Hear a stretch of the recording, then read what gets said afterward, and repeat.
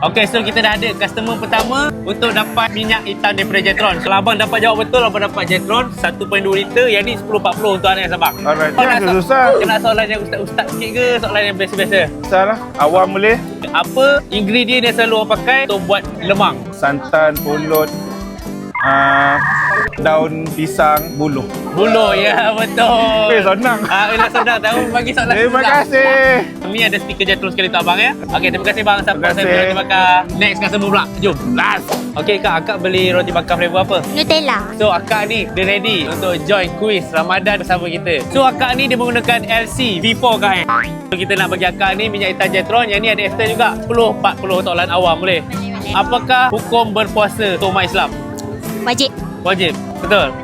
Okey, betul. So, kak ni minyak hitam untuk akak. Minyak hitam Jetron beli dengan stiker Jetron untuk akak. Terima kasih siapa roti bakar. Sekarang ni kita bersama dengan Habib. beli roti bakar flavor apa? Nutella. Dia nak soalan yang senang. Dia takut ni kawan-kawan dia yang rakam ni, okey Senaraikan 5 nama mercun yang adik tahu. Mercun naga, mancis, roket, mercun bola.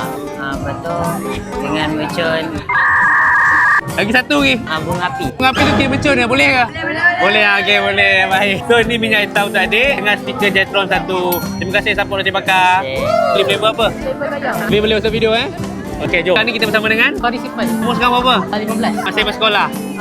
Boleh tanya soalan susah-susah kalau budak sekolah ni. Soalan dia doa berbuka puasa. Sekarang Sekarang Allahumma laka sumna wa bika amanna wa rizqika aftohna iramatika ya arhaman rahimin. betul ke kawan-kawan?